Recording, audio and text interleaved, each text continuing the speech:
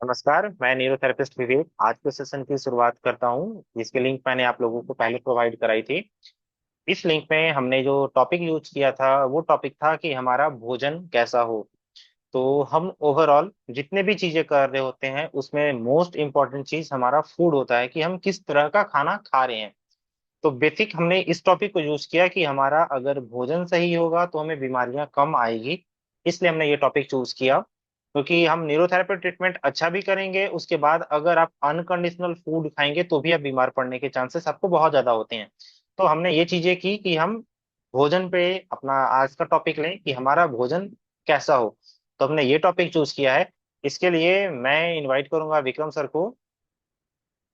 Vikram sir, नमस्कार। बहुत बहुत सर स्वागत है आपका आज के सेशन में। नमस्कार सर, बहुत धन्यवाद आपका। तो हम आज के सेशन की शुरुआत करने से पहले अपने गुरुजी को याद करते हैं, जो हम हर बार के सेशन में करते हैं। तो मेरे बैकग्राउंड के इमेज पे आप गुरुजी की एक बहुत ही मंद मुस्कुराती हुई तस्वीर देख सकते हैं, जिसमें कि गुरुजी मतलब एक सांभवी मुद्रा के अकॉर्डिंग आशीर्वाद के रूप में है। तो वो आपको दिख सकता है कि गुरुजी का बैकग्राउंड में हमने वो यूज किया है। तो हम गुरुजी के चरणों में प्रणाम करके 3 बार ओम का उच्चारण करते हैं, फिर अपने सेशन की शुरुआत करते हैं। तो एवरीवन लंबी गहरी सांस लीजिए और 3 बार ओम का उच्चारण करेंगे। ओम। ओम,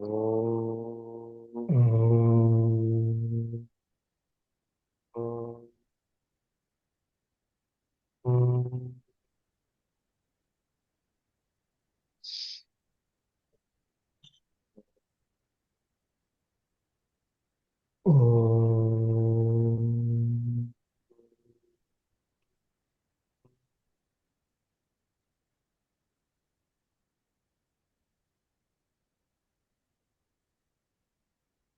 ओम।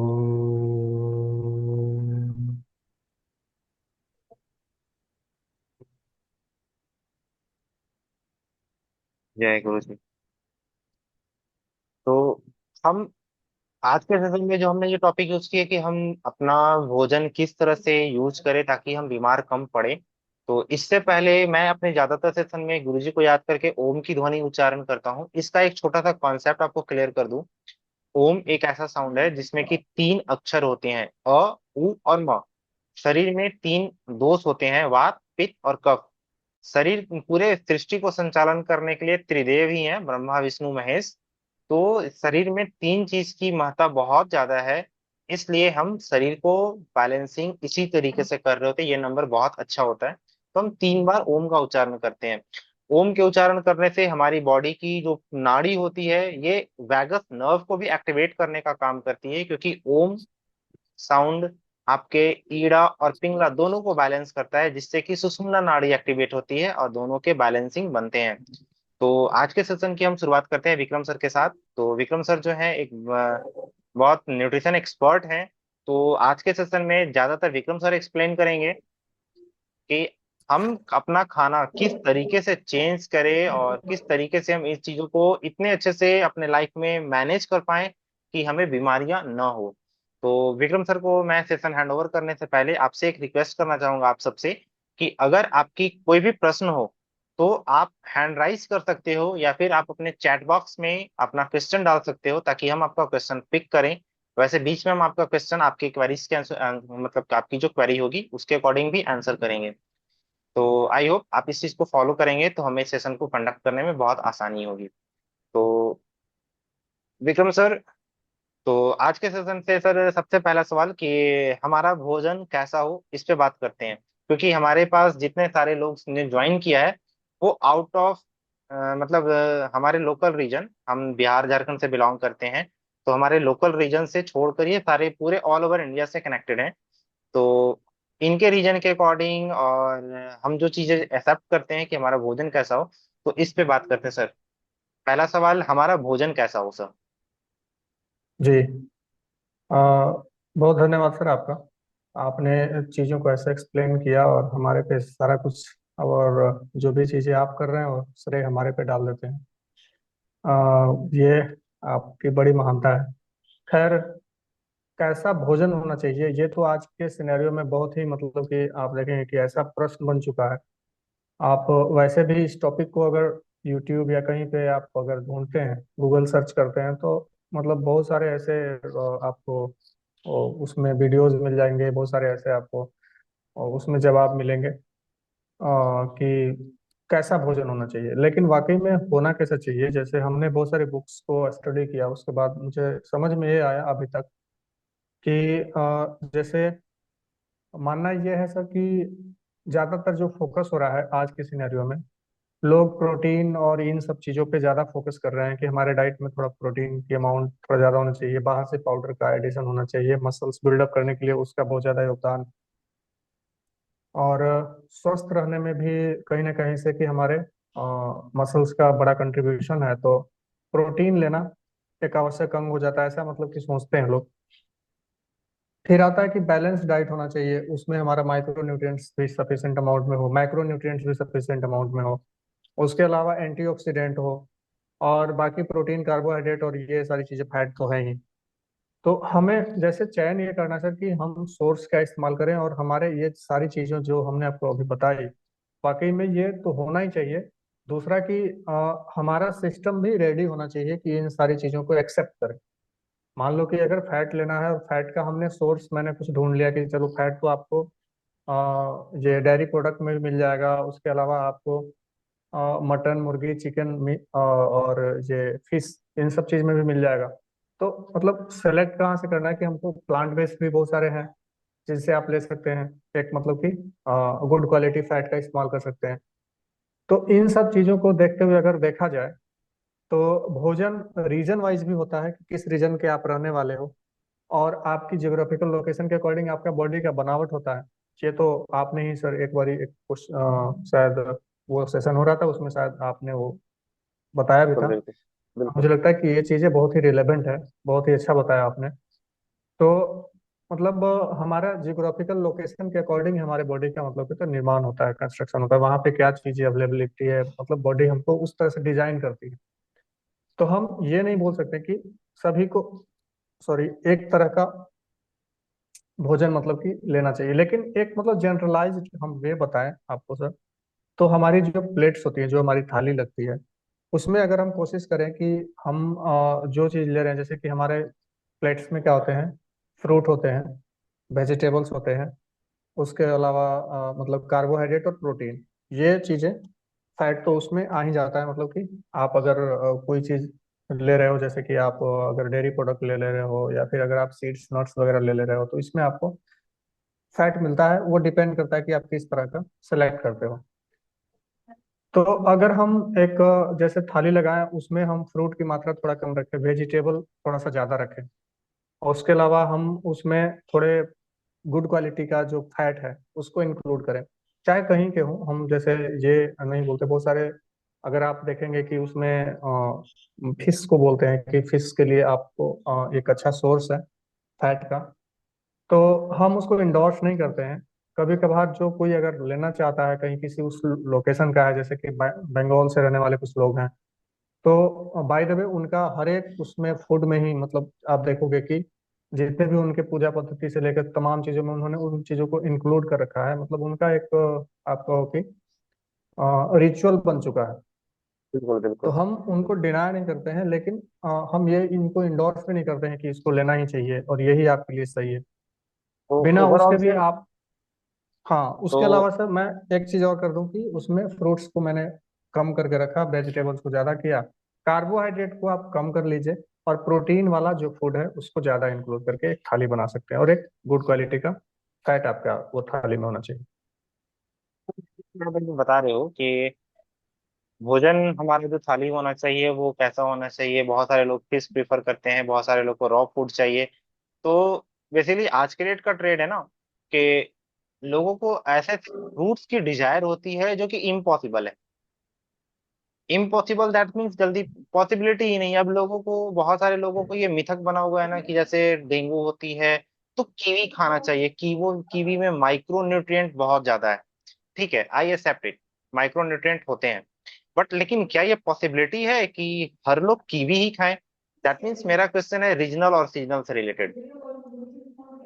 जी, डेफिनेटली सर, आप बोल रहे हैं कि, और हम इन चीज़ों को बिल्कुल भी नहीं बोलते हैं कि आप कीवी खाओ, ड्रैगन फ्रूट ही खाओ।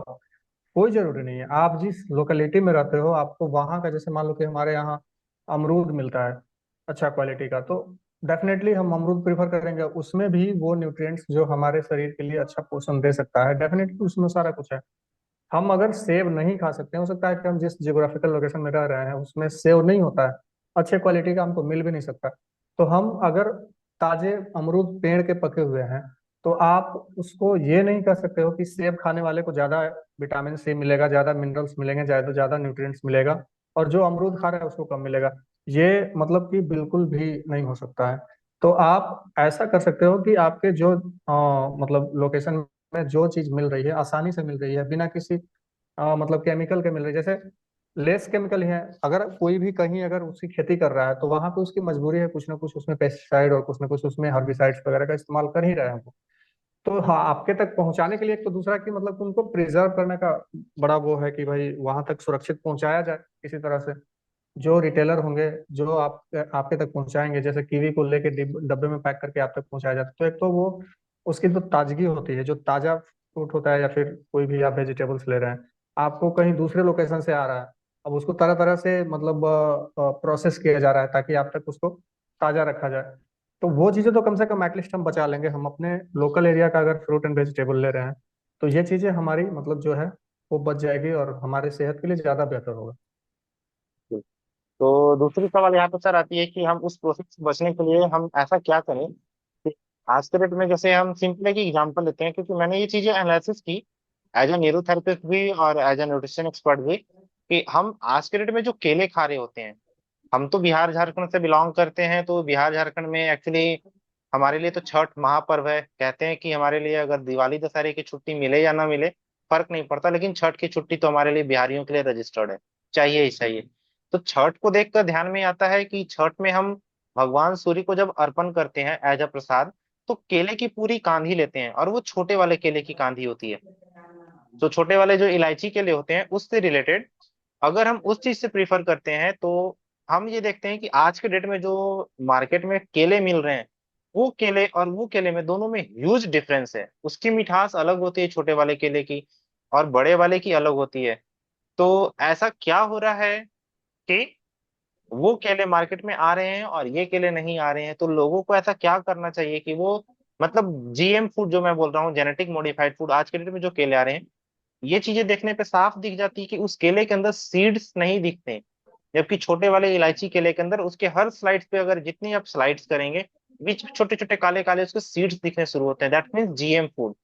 तो आज के डेट में जितने भी फूड्स आ रही है मार्केट में, चाहे फूड्स के रूप में फ्रूट्स भी आ रहे हैं, वो सारे जेनेटिक मॉडिफाइड हो के आ रहे हैं। तो इस प्रोसेस में आप क्या कहना चाहेंगे सर?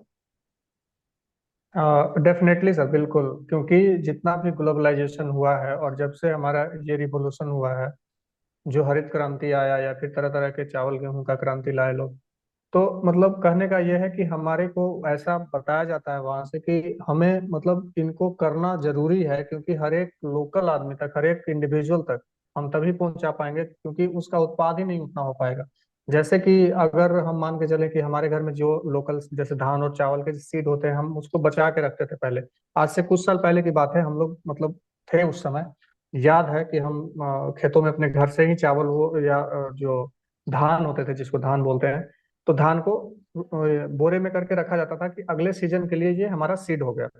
गेहूं को रखा जाता था कि ये हमारे अगले सीजन के लिए सीड है। लेकिन आज के सिनेरियो में अगर आप देखें सर, तो आपको किसी घर में ऐसा नहीं मिलेगा। वो हमेशा जब भी मतलब खेती जिस ईयर में करते हैं, उस ईयर में वो बीज मार्केट से खरीद के लाते हैं। तो मार्केट में उनको जेनेटिक मॉडिफाइड ही मिलता है, और एक साल के बाद जैसे वो होता है मतलब हाइब्रिड होता है क्वालिटी का सीड, ऐसा मतलब हाइब्रिड माना जाता है। तो एक बार जैसे आप इस्तेमाल करेंगे उसको, आप खेत में डालें, तो दूसरे बार में क्या होता है, उसके जीन जो होते हैं, जो हाइब्रिड किया गया था, क्रॉस किया गया था कि जो अच्छा क्वालिटी का और खराब क्वालिटी, जैसे कि टॉल एंड शॉर्ट को कर दिया क्रॉस, तो टॉल बन गया। टॉल आपने लेके आया, एक सीजन तो टॉल होगा आपका फसल, दूसरे सीजन अगर आप करेंगे तो फिर उसमें आपका शॉर्ट ज्यादातर दिखेगा, क्योंकि दोनों जीन अलग अलग हो चुके होते हैं। तो दोबारा आप इस्तेमाल नहीं कर सकते हो, उसी सीड को आप फिर से इस्तेमाल नहीं कर सकते, मतलब कि आप मार्केट डिपेंडेंट हो गए। आपको फिर मार्केट से ही लाना पड़ेगा। केले का जहां तक आपने बात कहा, तो केला जो हमारे यहाँ रीजन में मिलता था, हाजीपुर से आता था। ये पीले वाले केले हमारे यहाँ नहीं एक मिलते थे। मिनट आपको, एक मिनट आपको रोक रहा हूँ। मैंने केले का एग्जाम्पल क्यों लिया, क्योंकि मैं कुछ दिन पहले पेपर में देखा था छोटे से सिंपल एग्जांपल में। और आज भी मैंने एक अच्छी न्यूज देखी है, वो भी आपको बताऊंगा। तो मैंने केले का एग्जांपल देखा था, तो इसलिए क्योंकि उसमें एक मैसेज जो दिया हुआ था वो ऐसा था कि आने वाले टाइम पे केले के जैसा इंसान होगा।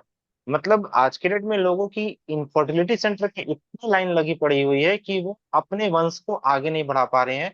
जस्ट लाइक केला भी ये चीजें आगे आने वाला टाइम पे भूल जाएगा, क्योंकि आप यहाँ देखोगे जहां पे जमीन में केले लगे हुए होते हैं ना, उसके अगल बगल एक एक ब्रांचेस और बढ़ने शुरू हो जाते हैं ऑटोमेटिक।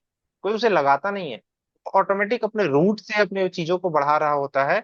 लेकिन वो अपने बीज को भी जनरेट कर रहा होता है, क्योंकि केले में छोटे छोटे काले वाले बीज होते हैं, और आज के डेट में जो फार्मिंग होती है उससे वो चीजें नहीं होती। और दूसरा जो मैंने न्यूज देखा था, लोगों में अकेलापन इतना बढ़ चुका है, इतना बढ़ चुका है कि आज के पेपर में मैंने पढ़ा है जापान के लोग पिछले 6 महीने में एक्सपायर हो गए हैं, 40,000 से ज्यादा। इनको अकेलापन का शिकार था। और ये शिकार इस हद तक पहुंच चुका है कि एक साल के अंदर वहां के जो सरकार है, वहां की जो मतलब इंटेलिजेंस डिपार्टमेंट है, ये अनुमान लगा रही है कि ये 40,000 का आंकड़ा जस्ट डबल हो सकता है। ये मैंने आज पेपर में पढ़ा है, मैं अपने मन से ये चीज नहीं कह रहा हूँ। तो मतलब अकेलापन कहीं ना कहीं आपको इन चीजों से मार रहा है, आपके हैबिट से मार रहा है, आपकी बॉडी के सिस्टम को मार रहा है। तो इन चीजों का एनालिसिस करने पे ही हमने ये टॉपिक चूज किया था। तो सर आप कंटिन्यू कर सकते हैं, आप केले वाले बात कर रहे थे हाजीपुर से रिलेटेड। हाँ, तो हम मतलब अभी कुछ ईयर में ऐसा हुआ है कि हमारे बिहार में भी जैसे कि केला एक तो हाजीपुर का मिलता था, जैसे उसको जैसे जो अभी हमारे यहाँ लंबा वाला बड़ा वाला केला मिल रहा है, तो वो ग्रीन कलर का होता था। और वो हाजीपुर और इस हमारे लोकल एरिया से ही वो सप्लाई आता था। और दूसरा होता था जो हाजीपुर का ही केला होता था, जिसको चिनिया केला बोलते थे, इधर बिहार में चिनिया केला बोलते थे। जैसे अभी आप अगर कहीं दूसरी जगह उधर बैंगलोर साइड में जाए, इलायची केला के नाम से जैसे आपने बताया अभी, तो ज्यादातर लोग उसको बिहार के बाहर नहीं जानते हैं कि चिनिया केला किसी को बोलते हैं।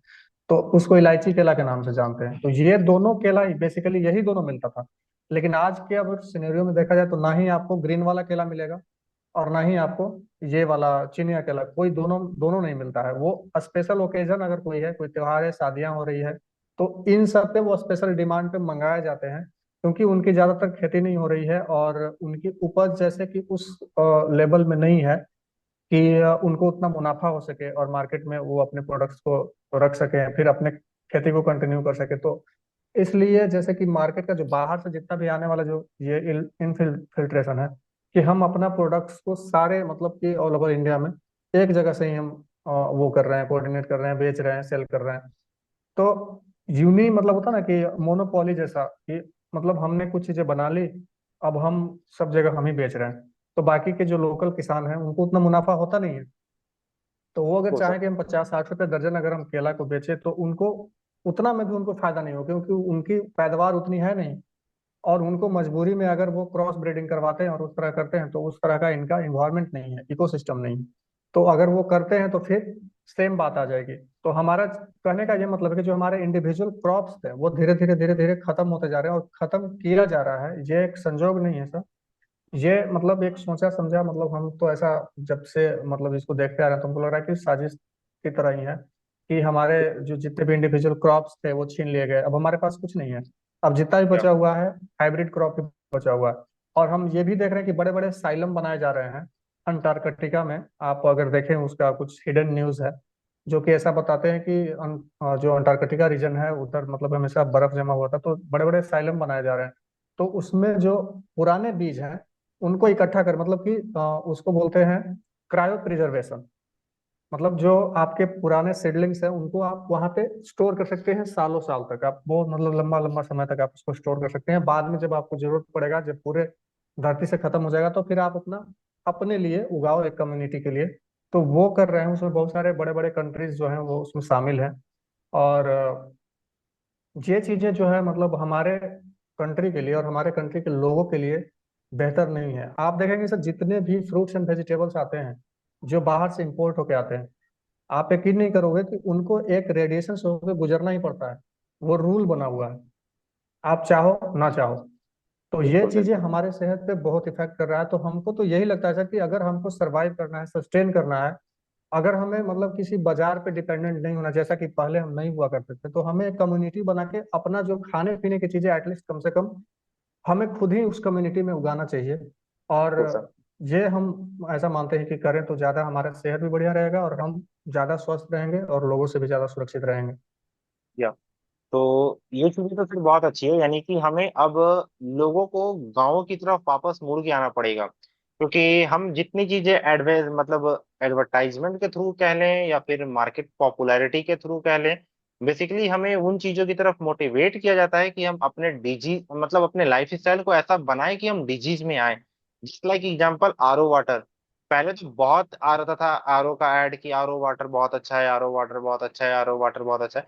आरओ वाटर को अगर सिंपल एक छोटे से वर्ड्स में कहा जाए तो आरओ का पानी मरा हुआ पानी होता है, जस्ट लाइक, क्योंकि वो रिवर्स ऑस्मोसिस में पानी के सारे मिनरल्स को ही निकाल देता है। तो जिसके कारण आरओ का पानी बहुत लॉन्ग टाइम तक अगर आप पीते हैं तो आपकी हड्डियों की डेंसिटी होती है वो कम हो जाती है, क्योंकि जिस पानी में खुद मिनरल्स नहीं है, जिसमें खुद लिविंग पावर नहीं है, वो आपको क्या लिविंग देगा, आपको क्या लाइफ साइकिल को बढ़ाएगा। इसलिए उन चीजों को अगर आप मजबूरी में भी यूज कर रहे हैं कि अगर आपके यहाँ का पानी बहुत गंदा है, तो फिर हमने अपने सिस्टम के थ्रू ये भी चीजें भी देखी कि उस पानी को वापस मिट्टी के मटके में रख के हम यूज करते तो मिट्टी उस चीजों को वापस स्टोर कराती है। दैट मीन्स हम जितने भी एडवांस लेवल पे जाएंगे हम वापस उतने ही बीमारियों की जकड़ में आएंगे।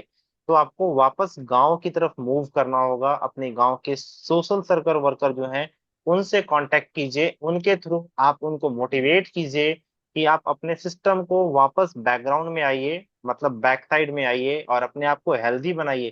क्योंकि आज के डेट में जितने भी चीजें आ रही है वो तो सर ने बता ही दी कि जितने फ्रूट्स आते हैं वो सारे चिक्स होके आते हैं, क्योंकि सारी जगह बड़ी बड़ी मशीनें लग जाती है तो वो रेडिएशन के थ्रू भी पास आउट होके आता है।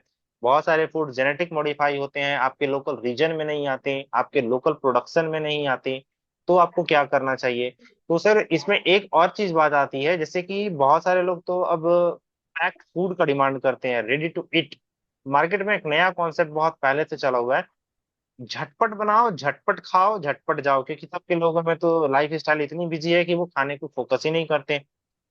तो जैसा आज हमने अपना पेट क्लास जो हमारा चल रहा था उस क्लास में हमने बताया था, खाने के लिए इम्पैक्ट विजुअलाइज मैटर कर रहा होता है, तो यहाँ तो झटपट बनाओ झटपट खाओ। तो सारी जगह एमएसजी फूड का कंटेंट बहुत ज्यादा जना हुआ है, इतना बढ़ा हुआ है कि लोगों के माइंड में है कि हमें तो वही खानी है झटपट, 2 मिनट में मैगी। ये ऐड भी तो इसी तरह से करते हैं, 2 मिनट में तैयार चुटकी बजाकर। तो एमएससी फूड से रिलेटेड सर हम उसे अवॉइड कैसे करें, और वो हमारी लाइफ में जितना आ रहा है उससे हम कैसे बचें, हम उस चीजों को कैसे दूर हो, क्योंकि ये एमएसजी मोनोसोडियम ग्लूटामेट शरीर के उस हिस्से को इम्पैक्ट देता है कि वो बॉडी के टेस्ट बड को ही मार देता है। और वो टेस्ट बड को मारने के कारण हमें पता ही नहीं चलता हम 1 केजी खा रहे हैं 2 केजी खा रहे हैं, बस खाए जाओ और गुनगाए जाओ। तो उससे कैसे बचा जाए? जी। सॉरी सर, एक सर। मिनट, एक मिनट सर। कुछ लोग हैं जिनकी कैमरा ऑन है तो उनके चेहरे पे ये चीजें स्माइल आ रही है जैसा मैं देख रहा हूँ। तो मेरा ये बोलने का स्लोगन इस तरह से ही है कि आपके चेहरे पे स्माइल आए, और ये चेहरे पे जो स्माइल आती है दैट मीन्स आप उससे इंप्रेस होते हो कि वो बातें आपके माइंड में आती है। तो ये मेरे लिए बहुत खुशी की बात है कि आपके चेहरे पे मेरे बातों से स्माइल आती है। So thank you. हाँ, कंटिन्यू सर। जी। आपने जैसा कि बोला सर कि आजकल मतलब कि खाने में बड़ा वो इम्पैक्ट आ गया है कि रेडी टू ईट और बहुत सारे ऐसे ऐड आ गए हैं। कंपनियां आपके घर तक मतलब चाहो ना चाहो मोबाइल से टीवी से गैजेट से किसी भी तरह से, पहले तो एक साधन हुआ करता था। किसी किसी के घर में मतलब गांव में तो खास करके बहुत एक आध टीवी होते थे, मतलब सबके घर में टीवी नहीं होता था। किसी किसी के घर में टीवी लगा हुआ, वो भी बड़ा सा अंटीना लगा होता था, उसमें कोई कोई कुछ कुछ चैनल होते थे जैसे जो दूरदर्शन करके यही ज्यादातर चैनल पकड़ता था, डीडी न्यूज आता था। उसके अलावा ज्यादा कोई चैनल मतलब नहीं पकड़ता था कि हम क्या खाएं नहीं खाएं, तो उसमें ज्यादा कुछ नहीं बताते थे। उसमें कुछ वो मतलब कि समझो कि आप वही सरकारी चैनल से कुछ लोग को बुलाते तो वो भी बड़ा मतलब कि सेलेक्ट करके बुलाते थे, ऐसे किसी को नहीं उठा लिया कि चलो आप आओ प्रचार करवा देते हैं आपका। तो उनका जो अप्रोच उस समय होता था वो बड़ा सेलेक्टिव था और वो हमारे ख्याल से वो बेहतर था। आज के सिनेरियो में तो सर अब देखो छोटे बच्चे ही हैं, उनको ही शुरू से मेमोरी ही बनाया जा रहा है कि ये खा लो दूध में ताकत, तो अमूल दूध पिएगा तो देश बढ़ेगा, ऐसे करके कुछ स्लोगन बनाते हैं। तो ये चीजें मतलब पिएगा इंडिया तो बढ़ेगा इंडिया, ऐसा पता नहीं क्या क्या वो चीजें आपको जैसे है कि बचाने से नहीं बचने वाला, आप कितना बचाओगे। अब उसके दिमाग में शुरू से ही वही चीज डाला जा रहा है, उसकी मेमोरी ही वैसे बिल्ड हो रही है। तो जब तक वो खुद से उसको एनालाइज करेगा तब तक तो उसका समय निकल चुका होता है। जैसे मान लो कोई बच्चा है, जब तक उसको ये चीजें समझ में आएंगी कि नहीं ये मतलब जो जितने भी एडवर्टाइजमेंट है वो हमको बरगला के और हमारे घर तक पहुंच के और हमको मैनिपुलेट कर रहे हैं।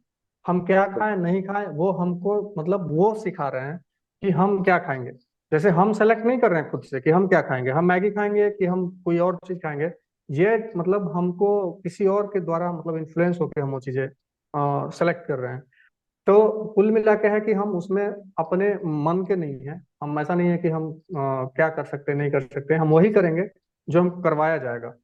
तो ये एक बड़ा मतलब त्रासदी है कि ऐसा नहीं होना चाहिए। अगर आपके घर में कोई बच्चे हैं जैसे कि, तो थोड़ा सा कोशिश कीजिए कि जब भी कोई ऐड वगैरह आए, जैसे हमारे यहाँ मतलब जो छोटे बच्चे होते थे उनको समझाते थे, लेकिन आप एक दिन समझाओगे, दूसरा दिन चूंकि मार्केट में आप बच्चा पढ़ने जाएगा स्कूल में, उसके साथ ही जितने भी होंगे वो टिफिन भर भर के पास्ता मैगी और ये सारी चीजें लाएंगे, तो उसको भी लगेगा कि मेरी तो मम्मी देती ही नहीं है, पता नहीं मेरे से क्या दुश्मनी, तो वहां खा लेगा वो।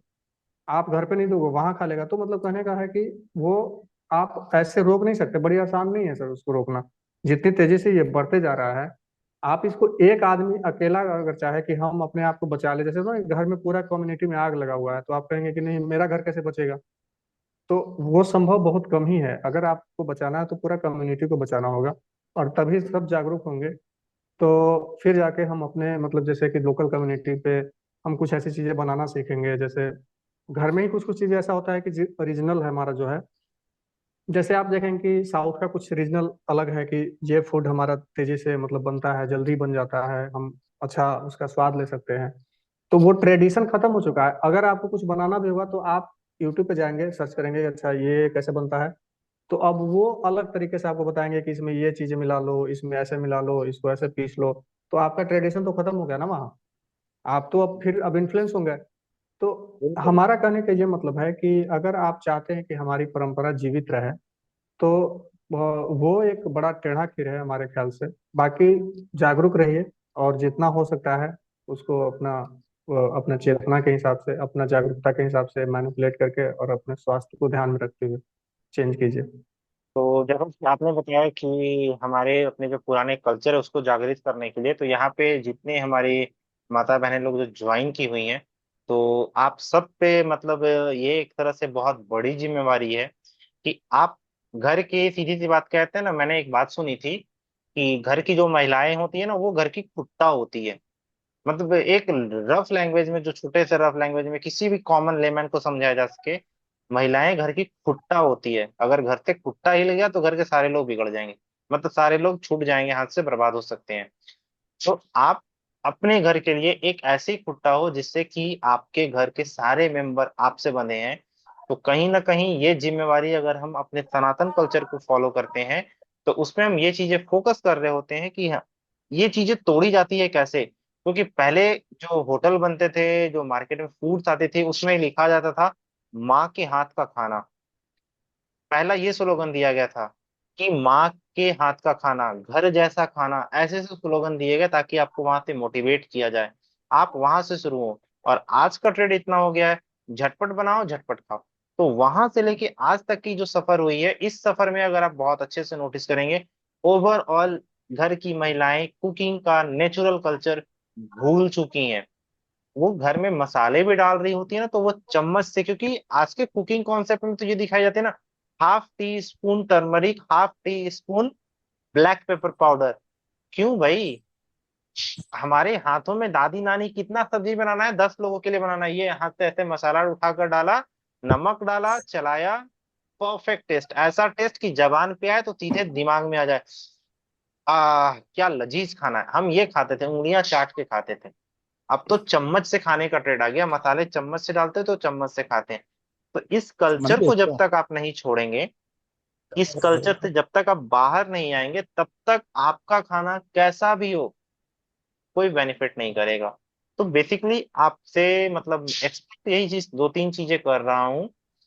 पहली चीज कि आप अपने घर के कल्चर में जो खाना बनाएं वो सात्विक बनाएं। और सात्विक बनाने के लिए, उसे एनर्जाइज करने के लिए तीन चार चीजें हैं जो आगे आपको बताऊंगा। तो आपको कल्चर से खाना सात्विक बनाना है। सेकंड, उसमें जो मसाले यूज करने हैं अपने हाथों से यूज करना है, क्योंकि मैंने पहले भी बताया ये हमारे 5 उंगलियां पंच महाभूत हैं। क्योंकि शरीर के पंच महाभूत को बैलेंस करना बहुत जरूरी होता है, जो कि हमें खाने से ही ज्यादातर प्राप्त होता है। जिसे हम कहते हैं ना, तो कुछ खाने के नाम आप जानते होंगे जिसे हम कहते हैं ना कि ये वायु कारक चीजें होती है। अगर आपने बोधी, या हमारे यहाँ लोकल लैंग्वेज में बोधी कहते हैं, आपके लोकल लैंग्वेज में कुछ चीजें हो सकती है चेंज होगी वर्ड्स। लंबी लंबी फली जैसी होती है, बीच में छोटे छोटे दाने होते हैं। या राजमा, आप सब लोग राजमा बहुत अच्छे से जान रहे होंगे। तो ऐसी कुछ चीजें हैं ना जो ज्यादा खाने के बाद वायु बनाती है, शरीर में गैस बनती है। तो ये वायु वाली चीजें हैं जो कि शरीर में वायु भी देती है। अगर हमने दूध पी लिया तो दूध में पानी ज्यादा होता है, दूध को आप काढ़ के देखेंगे तो उसमें पनीर निकलेगा, थोड़ा सा पानी ज्यादा निकलेगा। वो पानी वाली चीजें हैं। अब कुछ चीजें होती है, जैसे अगर आपने मिर्ची खा ली, मिर्ची खाने के बाद बहुत तेज जलन आती है, तो वो अग्नि तत्व है। इस तरह से सारी चीजें पंच महाभूत हमारे खाने में होती है, तो उसे बैलेंस करना आपके 5 उंगलियों में है। तो आप अगर खाना बना रहे हो तो पंच महाभूत को बैलेंस करके सात्विक वे के हिसाब से घर में खिलाएंगे तो घर के लोग भी स्वस्थ होंगे। ये तो पहली जिम्मेवारी आप पे आती है, क्योंकि इस चीज को निभाने के लिए मतलब महिलाएं ही हैं जो इस चीज में मास्टर माइंड नहीं, वो सुपर जीनियस माइंडेड है। वो बंद आंखों से भी खाना बना सकती हैं, इतना मुझे पता है। हम तो नहीं बना पाएंगे, क्योंकि ये नेचर फीमेल में ही गॉड गिफ्टेड दिया हुआ है। अब रीमेन बात आती है कि खाने को एनर्जाइज कैसे करें, सात्विक कैसे बनाएं। तो सात्विक बनाने के लिए सबसे पहला, आपका मन सात्विक होना चाहिए। ऐसा नहीं कि किसी दिन घर में, हर घर में होती है छोटी मोटी बात पे तू तू मैं किसी से, वो हो गया। और गुस्से में हम सब्जियां बना रहे हैं, आज उसने मेरे को ये बोल दिया, ऐसे बोलने की हिम्मत उसकी कैसे हो गई, ये सोच रहे हैं, तो ये निगेटिव थॉट उस निगेटिव खाने को भी बना देगा। तो ये चीजें साइड करके अगर आप खाने को प्रेम से बनाएंगे तो वो खाना सात्विक होगा, जो कि आपको भी हील करेगा और सारे लोगों को भी हील करेगा। तो दो चीजें यहाँ पे हो गई। तीसरी चीजें, सारा खाना बन गया तो किसी को भी खाना अगर खिला रहे हो तो थोड़ा प्रेम से खिलाइए, गुस्से में नहीं। कि हाँ उसमें उसके चलते मुझे 2 रोटी एक्स्ट्रा बनानी पड़ी या 4 रोटी एक्स्ट्रा बनानी पड़ी। माँ कभी भी बच्चे को प्रेम से खिलाती है तो वो अपने हिस्से का भी खाना खिला देती है कि चलो मेरा बेटा खाएगा, भूख लगी हुई है। माँ 2 रोटी खा रही तो उसमें से भी 1 रोटी बेटे ने मांगा तो माँ खुश होकर देती है। आज मेरा बेटा 4 की जगह 5 रोटी खाएगा, चलो कोई नहीं, माँ बेटा को खिला देती है। तो वो खुशी कभी भी होटलों में वहां नहीं खिलाई जाती, रेस्टोरेंट में। वो सिर्फ बिजनेस व्यू से खिलाते हैं कि वो खाए, मेरा को पैसा आए। उससे स्वास्थ्य का कोई मतलब नहीं होता। तो जो डिवाइन एनर्जी काम कर रही होती है, जिसे हम अल्फा वेव्स आज के डेट में मेडिकल साइंस या जो हम साइंटिफिक वे में कह सकते हैं, अल्फा वेव जो जनरेट होता है हमारी बॉडी से, वो निकल रहा होता है, तो वो खाने को एनर्जाइज करता है। आपको ये चीजें चेंज करनी है। रिमेन पॉजिटिव वे में करने के लिए आप उसमें छोटा सा, आपने ये चीज भी देखी होगी कि भगवान कृष्ण जब भी भोग लगाते हैं तो बिना तुलसी पत्ते का भोग नहीं लगाते। वो तुलसी पत्ता के बारे में यहाँ तक है कि किसी भी आदमी की अगर मृत्यु होती है तो लास्ट में हम सनातन कल्चर के अकॉर्डिंग तुलसी के पत्ते भी डालते हैं, उनके मुंह में तुलसी दल डालते हैं गंगा जल के साथ, ताकि उसे पूरी बॉडी में उसकी एनर्जी आए और शरीर से कोई प्राण अगर छूट रहा हो तो वो अच्छे से निकल जाए। क्योंकि शरीर उस समय प्राण छोड़ रहा होता है तो दिक्कत भी बहुत होती है, ऐसा शास्त्र भी कहता है। तो तुलसी हर जगह पे आपको पॉजिटिव वे देती है, तो खाने में भी आप सिंपल एक तुलसी के पत्ते डाल भी सकते हो ताकि आपका खाना एनर्जेटिक हो जाए। ये तो हो गई घर के किचन की बात। और इससे बाहर निकल रहे होते हैं तो आपको घर में ऐसी चीजें लानी है जो नेचुरल प्रोसेस में आए। आज के डेट में जो हम चावल बना रहे होते हैं, इतना तो रेडी टू ईट हो चुका है ना कि चावल पैकेट के से खोला, कुकर में डाला, पकाया, तैयार। न तो उसे एक बार हम चुन के देखते हैं कि उसमें कंकड़ पत्थर है या नहीं, न तो उसे बहुत अच्छे से वॉश करते हैं, क्योंकि पहले जो चावल आती थी वो नॉन पॉलिश आती थी, आज के डेट में तो पॉलिश चावल आ गई है। हम उसे धोते भी नहीं अच्छे से और डाल देते हैं, वो पक जाता है, अच्छा लगता है, लेकिन वो वेस्ट हो जाता है हमारे शरीर के लिए। क्योंकि नेचुरल, बिल्कुल नेचुरल होता है। तो नेचुरल वे से अगर आप थोड़ा कुकिंग करेंगे, हो सकता है थोड़ा सा टाइम ज्यादा लगे। तो डेली का अगर 20 मिनट टाइम एक्स्ट्रा लग रहा है तो इट्स ओके, कोई बात नहीं। हॉस्पिटल के साल भर में 10 दिन वेट कर मतलब बिताने से अच्छा है कि घर में ही हम 10 मिनट एक्स्ट्रा टाइम लगा लें। तो ये चीजें हैं। तीसरी चीजें मैं बता रहा था, जैसे सर ने बताया रीजनल और सीजनल। आप कोशिश करें कि आपके लोकल का रीजनल चीज जो हो वो रीजनल चीज आप यूज करें। जैसे कि सर ने बताया साउथ का कल्चर अलग है, साउथ में इडली डोसा उत्पम ये सब बहुत अच्छे से चल रहा होता है, क्योंकि वहाँ के लोगों में चावल सबसे ज्यादा पैदा होता है और लोग वहाँ चावल की रेसिपी ज्यादा प्रिफर करते हैं। नारियल की चीजें ज्यादा प्रेफर कर रहे होते हैं। तो वहां के रीजन के हिसाब से है, अगर कोई नॉर्थ का बंदा, कोई जम्मू कश्मीर का या हिमाचल का बंदा चाहे कि वो अपने आप को डेली उत्पम या फिर इडली वगैरह खाकर चाहे कि हम अपने आप को मेंटेन कर ले, तो उसके कल्चर के अकॉर्डिंग नहीं है। या फिर साउथ वाले लोग चाहें, या फिर आप नॉर्थ वाले कह लो कि मतलब सॉरी वेस्ट वाले, राजस्थान वाले लोग, कि बोले डेली कश्मीर के हिसाब से अंजीर और पिस्ता बादाम वगैरह खाएं, तो उनके लिए भी वो जेन्युइन नहीं है। क्योंकि रीजनल और सीजनल हर जगह पे सफिशियंट होता है। आप जिस रीजन के अकॉर्डिंग आते हैं उस रीजन के अकॉर्डिंग इम्प्लीमेंट कीजिए, ताकि आपका नेचुरल कल्चर जो खाने की थाली होती है वो जेन्युइन हो। बस कोशिश करनी है उसमें आपको बेसिक ये चीजें कि वो जो फूड आप इनटेक कर रहे हो वो जेन्युइन ऑथेंटिकेटेड, ऑथेंटिकेटेड कहने का मतलब वहाँ के लोकल और रीजनल से रिलेटेड हो। मैं ये चीजें बता रहा था। इस चीजों पे अगर आपका कोई प्रश्न हो तो आप खुद को अनम्यूट कर सकते हो और अपना प्रश्न पूछिए, ताकि फिर हम आपके प्रश्न के अकॉर्डिंग आपके क्वेश्चन का आंसर करेंगे। एनीवन, अगर आपके कोई प्रश्न हो तो आप बेझिझक पूछ सकते हो।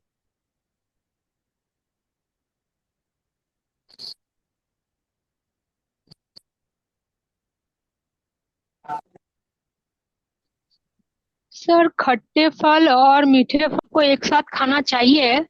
नहीं, खट्टे फल और मीठे फल को एक साथ नहीं खाना चाहिए।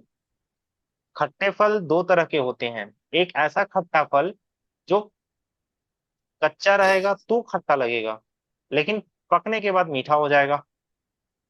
और एक फल जो कच्चा है तो भी खट्टा है, पकेगा तो भी खट्टा ही होगा। जैसे कि इमली कच्ची होगी तो भी खट्टी रहेगी, पकेगी तो भी खट्टी रहेगी। लेकिन दूसरे वे में अगर आप देखो, मौसमी कच्चा है तो खट्टा लगेगा, लेकिन अगर वो पूरी अच्छे तरीके से पका हुआ होगा तो उसमें आस आएगा। तो दो तरह के फल होते हैं। लेकिन कुछ फल होते हैं जो कंप्लीटली मीठे ही होते हैं। मीठे मतलब कंप्लीट मीठा। कच्चा है तो भी मीठा लगेगा, पका है तो भी मीठा लगेगा। जैसे सिंपल अगर कहा जाए कच्चे फल के हिसाब से, तो कच्चे फल में अमरूद जो होता है जनरली, वो जनरली कच्चा भी है तो थोड़ा मिठास लगता है, इसलिए बहुत पका हुआ अमरूद भी मीठा होता है, थोड़ा कच्चा भी रहता है। जनरली हम तो थोड़ा कच्चा प्रीफर करते हैं कि उसे चबाने में टेस्ट ज्यादा अच्छा लगता है, पका हुआ ज्यादा होता है तो थोड़ा सा गिलगिला जैसा लगता है। कच्चा अमरूद मीठा है, पका हुआ भी मीठा है। अब दोनों में सीक्वेंस है। जो नेचुरल पके हुए फल होते हैं के कंपैरिजन में जो खट्टे फल होते हैं उसमें एसिड की कंपेरेबिलिटी अकॉर्डिंग टू न्यूरोथेरेपी ज्यादा होती है। तो हमें खट्टे फल का कॉम्बिनेशन, पके हुए फल जो होते हैं वो एल्कलाइन होते हैं, उनका नेचर एल्कलाइन होता है। एसिड और एल्कलाइन दोनों को न्यूरोथेरेपी एक साथ कंबाइन नहीं करती, आप वन बाई वन ले सकते हैं विथ गैप। यानी आपने एक फल कंप्लीट किया, थोड़ी देर का गैप दे सकते हो, 2 4 5 मिनट का, फिर आप सेकंड फल लेंगे। इस टाइम तक हमारी बॉडी का सिस्टम उन चीजों को जज कर लेता है कि ये एसिड है, ये अल्कलाइन है। एक साथ अगर दोनों फल मिक्स करके खाएंगे ना तो बॉडी कंफ्यूज कर जाती है कि इसका केमिकल क्रिएट करें या इसका केमिकल क्रिएट करें। बेसिक ज्यादा एक्सप्लेनेशन इस पे है, विक्रम सर आपको बताएंगे। विक्रम सर, कच्चे मतलब खट्टे फल और पके हुए जो मीठे फल होते हैं एक साथ खाने चाहिए या नहीं? जहाँ तक कि सर हमने अभी इस पे काम किया है तो उसमें है कि आप अगर मीठा फल खा रहे हैं या खट्टा दोनों खा रहे हैं, दोनों प्लेट में आपके हैं, तो आप पहले मीठा फल लीजिए। फिर उसके बाद आप जैसा कि आपने बोला कि थोड़ा सा उसको वेट कीजिए और फिर आप खट्टे फल का इस्तेमाल कर सकते हैं। तो ये वाकई में सही तरीका है, ऐसे ही खाना चाहिए। आप पूरा इंटरमिक्स मत कीजिए। और बाकी अगर आपका सिस्टम बहुत ही ज़्यादा स्ट्रांग है तो आप कैसे भी खाते हो तो फिर बॉडी उसको रिकग्नाइज करती है कि क्या है, कैसे करना है। लेकिन जो आपने बताया यही सही है, ऐसे ही खाना चाहिए। ओके। शालिनी मैम, आप कुछ पूछना चाह रहे हैं? जी। अ, मैं ये पूछना चाह रही थी कि जैसे कि किसी को बोला जाता है खट्टी चीजें अवॉइड करो, या किसी हम्म। कंडीशन में होता है, तो उसमें नींबू, आंवला और दही, दही जो बहुत खट्टा ना हो वो भी क्या खट्टे में आएगा? और नींबू और आंवला का बताइए। तो दही जो होता है, बेसिकली कहा जाए दही एक प्रोबायोटिक्स का काम करता है। अगर ताजा दही हो, नेचुरल वे में, मतलब आज के डेट में तो मिल्क भी इतना केमिकल बेस्ड हो गया है कि हम 100% अवॉइड कर देते हैं। बट फिर भी इन जनरल जो बहुत गांव की कंडीशन में अगर लोग रहते हैं, उनका अगर अफोर्डेबिलिटी है कि वो देसी गाय का दूध अगर अफोर्ड कर सके, जो कि विदाउट केमिकल फॉर्म में हो, ऐसा मिलना आज के डेट में तो बहुत मुश्किल है, बहुत मुश्किल है। अगर उनके पास प्रोबेबिलिटी है तो हम उन्हें अवॉइड कर मतलब कंफर्म करते हैं कि हाँ ये चीजें आप मॉर्निंग के बेस पे सुबह सुबह ताजी दही ले सकते हैं, अदरवाइज अवॉइड करते हैं, क्योंकि दही खट्टी होती है तो शरीर में दर्दें बढ़ाती है, क्योंकि ये चीजें मैंने पहले भी एक्सप्लेन किया था न्यूरोथेरेपी के सेशन में। खट्टी चीजें दर्द को बढ़ा रही होती है, इसलिए हम खट्टी चीजें अवॉइड करते हैं। रीमेन आपने जो क्वेश्चन पूछा आंवले का और नींबू का, आंवले और नींबू का आपको विक्रम सर एक्सप्लेन करेंगे आगे, साथ में दही के बारे में भी बताएंगे, क्योंकि जहां तक मुझे पता है आंवला एक ऐसा फल है, सिंपल दुनिया में, पूरी दुनिया में सिर्फ आंवला ही एकलौता ऐसा फल है जो खट्टे होने के बावजूद भी हम दूध के साथ ले सकते हैं। क्योंकि मैंने अभी पहले के क्वेश्चन में जो पूछा गया था अभी, उसमें मैंने बताया, सोनलता जी ने जो पूछा था, खट्टा फल और मीठा फल एक साथ खाते हैं कि नहीं, क्योंकि मीठे फल अल्कलाइन होते हैं, खट्टा फल एसिडिक होता है। आंवला खट्टे फल में आता है, वो एसिडिक है। और दूध जो होता है वो एल्कलाइन होता है। एसिड और एल्कलाइन यहाँ रिवर्स एक्शन में होता है, बट लेकिन आयुर्वेद के अकॉर्डिंग आंवला ही एक अलग ऐसा फल है जिसे हम दूध के साथ भी खा सकते हैं, उसमें कोई दिक्कत नहीं होता। Rest of rest Vikram sir explain करेंगे। विक्रम सर, दही, नींबू और आंवला, इनको कैसे यूज करना चाहिए? खट्टे फल हैं तो खाना चाहिए, या अवॉइड करने का कंडीशन आती है तो उस पे क्या करते हैं? जी, एक्चुअली सर डिपेंड करता है कि जैसे लोगों का मेटाबॉलिज्म कैसा है। जैसे वो, जैसे बताया इसलिए जाता है कि जिनकी एसिड लेवल बढ़ी हुई रहती है, जैसे एसिड को मेटाबोलाइज नहीं कर पा रहा है बॉडी, तो उस कंडीशन में अगर आपकी बॉडी में वैसे ही पहले से ऑलरेडी एसिड बढ़ा बढ़ा हुआ है, तो अगर आप ये चीजें लेंगे तो अल्कलाइन होगा नहीं वो, और हो सकता है कि वो एसिड को इन्हांस करे। और वो एसिडिटी जो होती है, जैसे कि वो पहले से ही ऑलरेडी आपके बॉडी में इंफ्लामेटरी मार्कर्स को बढ़ाए हुए हैं और इन्फ्लामेशन बढ़ा हुआ है, जिसके कारण आपकी बॉडी में पेन है, ज्वाइंट पे पेन हो सकता है, आपके मस्कुलर पेन हो सकते हैं। तो ऐसे कंडीशन में आपको अवॉइड ही करना चाहिए ज्यादातर, और लेना भी चाहिए तो आप ऐसे फॉर्म में लीजिए जैसे कि डाइल्यूट करके अगर आप पानी के साथ ले रहे हैं, तो फिर आप इस कंडीशन में ऐसे ले सकते हैं।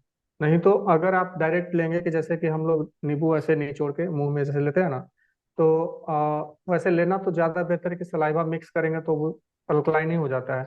लेकिन फिर भी अगर थोड़ा बहुत भी अगर वो अल्कलाइन से एसिडिक की तरफ गया, तो अगर आपका बॉडी का मेटाबॉलिज्म बिगड़ा हुआ है, तो वो आपको मतलब कि क्रिएट कर सकता है, प्रॉब्लम क्रिएट कर सकता है। लेकिन अगर आप नॉर्मल हैं, अगर कोई दिक्कत परेशानी नहीं है, तो डेफिनेटली आप मतलब आंवला खा सकते हैं। मतलब उसके तो सैकड़ों गुण है, उसको तो कोई वो नहीं, वो काउंट भी नहीं कर सकता कि कितना उसके मतलब कि अच्छे गुण है उसमें। नींबू का है कि अगर आप नेचुरल नींबू खा रहे हैं, तो वो कितना मतलब कि अच्छा प्रॉपर्टी रखता है, उसको भी कोई काउंट नहीं कर सकता। जबकि मैं एक चीज और बता दूं कि नींबू के हर एक पार्ट को खाया जा सकता है, उसके छिलके को खाया जा सकता है, उसके बीज को खाया जा सकता है। वो मतलब कितना इंपॉर्टेंट है, और लोगों को पता नहीं ये होता है, वो उसको फेंक ये देते हैं कि मतलब चीजें छिलका बहुत हो सारे गया। लोग फेंक देते हैं। बिल्कुल सर। हाँ, तो ये चीजें आपको मतलब काफी हेल्प कर, खास करके अगर आपको कोई गैस्ट्रिक के इश्यूज हो रहे हैं, या फिर आपकी बॉडी में बहुत ज्यादा वो कोलेस्ट्रॉल बढ़ा हुआ है, लिवर में कोई फैटी लिवर की समस्या हो रही है, डाइजेशन में कोई परेशानी हो रही है, तो फिर आप अगर साबुत नींबू को ग्राइंड करके पीते हैं, जैसे होता है ना, पूरे नींबू को हमने ग्राइंडर में डाल दिया और फिर उसको ग्राइंड करके आप अगर लेते हैं, तो ये आपको बहुत अच्छा मतलब लाभ दे सकता है। तो तो सर, ऐसे आप कर सकते हैं। बाकी बहुत सारे टर्म्स एंड कंडीशंस हैं, तो उसको एक साथ वो नहीं किया जा सकता है, कि जब कंडीशन आएगी फिर उसमें बताया जा सकता है। तो सर ने जैसा अभी बताया नींबू और आंवला का, तो इसमें मैं एक चीज ये बता दूं, क्योंकि आंवला एक लौता ऐसा फल है जिसे आयुर्वेद कहता है ना कि दूध के साथ ले सकते हैं, क्योंकि ये एसिड एल्कलाइन के रिवर्स कॉम्बिनेशन में भी यूज करता है। तो आंवले का ये प्रॉपर्टी क्यों है? क्योंकि आंवला ही एक लौता ऐसा फल है जिसमें विटामिन सी की बहुत हायर क्वांटिटी है। और विटामिन सी की हायर क्वांटिटी होने के कारण अगर आप किसी और फॉर्म पे किसी भी फल को चेंज करेंगे ना, तो उसकी विटामिन सी की कंसंट्रेशन जो होती है वो रिड्यूस करती है। क्योंकि साइंस भी कहता है कि किसी भी चीज की अगर हम प्रोसेसिंग करते हैं तो उसके न्यूट्रिएंट्स, उसकी एनर्जी वैल्यू डाउन होती है। बट आंवले के कंडीशन में ये चीजें नहीं होती। पहली तो बात है कि अगर आप आंवले को सुखाएंगे, सूख गया तो वो एक दूसरा फॉर्म हो गया। फिर उसकी आपने अचार बना दी या उसकी आपने चटनी बना ली तो दूसरा फॉर्म हो गया।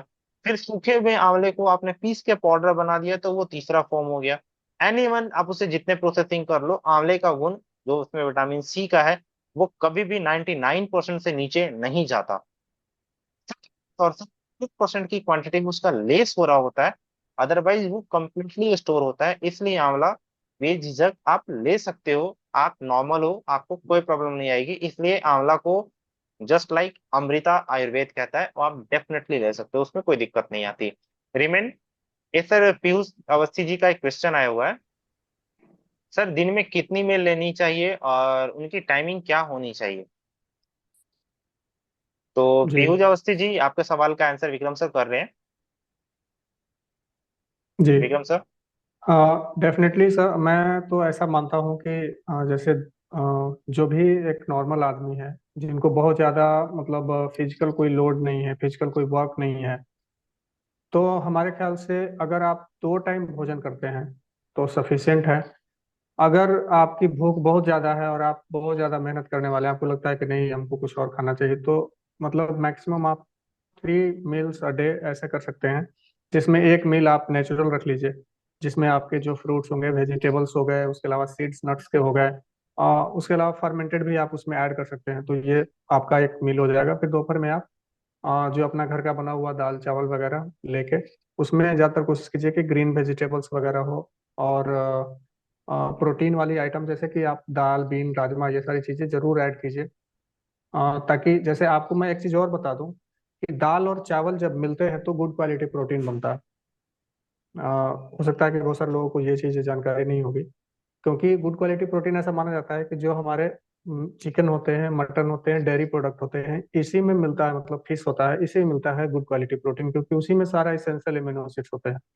लेकिन आप अगर दाल और चावल, मतलब जो ब्राउन राइस होता है, आप अगर उसको मिक्स कॉम्बिनेशन में लेते हैं, वो भी कोशिश करना है कि डबल अमाउंट में दाल हो और हाफ अमाउंट में आपका राइस हो। ऐसा नहीं कि आपने एक थाली चावल ले लिया और थोड़ी सी कटोरी में दाल ली, तो ये आपके लिए सही कॉम्बिनेशन नहीं होगा फिर ऐसे में।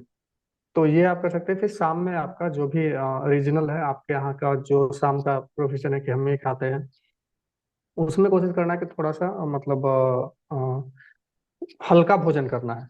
जो शाम वाला भोजन होगा उसको, मतलब आप अगर 70% के आसपास की आपकी फीलिंग, अगर 100% में आपको सेटिस्फेक्शन मिलता है तो आप 70% ही आप लें, 80% ही लें, और बाकी दिन में आप अपना पेट भर के खा सकते हैं। लेकिन वो भी पूरा नहीं कि पेट से बाहर नहीं खाना, कि जैसे जैसे बोरे में जैसे हो ना सर, हमने चावल या कोई चीज भरा, ऐसा भरा कि अब उसको सिलने का भी जगह नहीं बच रहा है कि कहाँ से सिले, या फिर उसको बांधने का जगह नहीं बच रहा है, तो फिर वो बेकार ही है, वैसे नहीं खाना है। क्योंकि ओके। चर्निंग मूवमेंट होती है ना, वो प्रभावित हो जाता है, फिर आपका एसिड रिफ्लक्स होने का संभावना होता है, बार बार एसिड आपके इसोफेगस में आने शुरू हो जाते हैं, तो भर इतना गया है कि अब जो एसिड निकलेगा वो बाहर ही आएगा।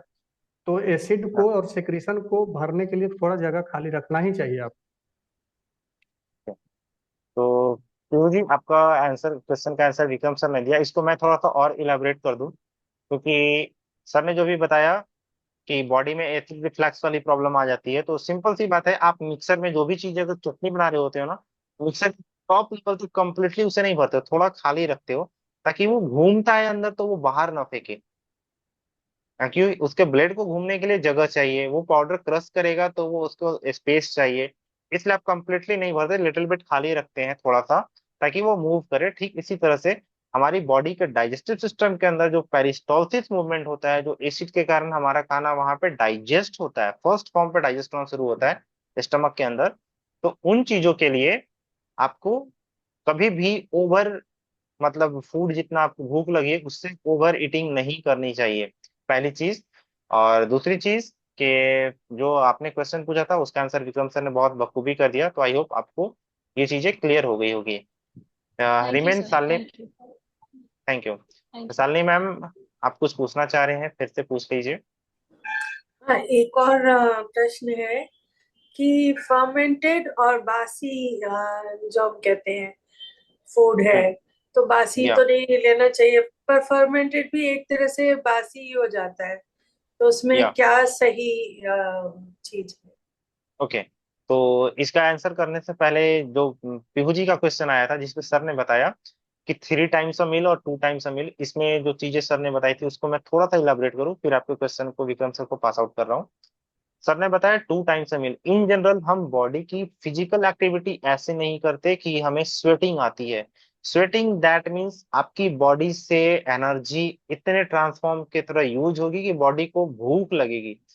नेचुरल वे में हमें 2 टाइम भूख लगती है और हमें 2 टाइम खाना खाना चाहिए। भरपेट खाना कहने का मतलब ये है कि आप 100% नहीं, अप टू 90% तक आप खाना खाइए, दैट मीन्स वो भरपेट खाना है। तो 2 टाइम का खाना सफिशियंट है आपके लिए, ताकि आप उस चीजों को यूज कर पाए। 3 टाइम्स मील की बात उन लोगों के साथ आती है जो कि रिक्शा पुलर होते हैं, जो लेबर ग्रेड के मजदूर लोग होते हैं, जो दिन भर वर्किंग कर रहे होते हैं। उन्हें 3 टाइम्स मील की जरूरत होती है, उन्हें कार्बोहाइड्रेट की भी ज्यादा जरूरत होती है। तो वो लोग 3 टाइम्स मील लें तो उनके लिए कोई प्रॉब्लम नहीं है, क्योंकि बॉडी से एनर्जी उतनी यूज करते हैं कि उन्हें 3 टाइम्स खाने की जरूरत होती है। नेचुरल हम जिस फेनोमेनन में रहते होते हैं, उस फेनोमेनन अगर हम 2 टाइम तो मील लेंगे तो भी हमारी बॉडी को किसी तरह की कोई प्रॉब्लम नहीं होगी। तो आई होप आप अपने नेचर के अकॉर्डिंग देखें कि आपको स्वेटिंग होनी चाहिए। स्वेटिंग दैट मीन्स स्वेटिंग पूरी होनी चाहिए, कि आपके कपड़े जो होते हैं, जो हम अंदर इनर वियर पहनते हैं, वो भीगने चाहिए। जो हम अंदर से अपने थर्मल वगैरह पहन रहे होते हैं, वो स्वेटिंग से भीगनी चाहिए। अगर इस कंडीशन में है कि अगर आप ऐसे स्वेटिंग करेंगे, बहुत स्वेटिंग गिर रही होती है, दैट मीन्स आपको 3 टाइम्स मील की जरूरत है, अदरवाइज 2 टाइम्स मील आप ले सकते हैं। हाँ रिवेन, शालिनी मैम का सर क्वेश्चन था कि जो हम फर्मेंटेड फूड ले रहे होते हैं, फर्मेंटेड फूड और जो बासी फूड होता है, दोनों में डिफरेंस क्या है? क्योंकि एक रात का बना हुआ खाना घर में रखा हुआ है, और एक फर्मेंटेड जो हम राइस वाटर जो हम रिकमेंड करते हैं कि रात के चावल को ही हम पानी में डाल के रखते हैं और उसे लेते हैं, तो दोनों में डिफरेंस क्या है? देखो सर, अगर बासी का मतलब है जैसे आपने कोई चावल बनाया, लेट से चावल बना के आपने उसी बर्तन में उसी पतीले में आपने कहीं रख दिया, हो सकता है फ्रिज में रख दिए, हो सकता है कहीं और, आप अगर हो सकता है ठंडे का मौसम है तो बाहर भी रख सकते हैं। सब्जियां बनाई रात में आपने, उसको बाहर रख दिए, तो हो सकता है कि अगर मौसम अच्छा है तो खराब ना हो।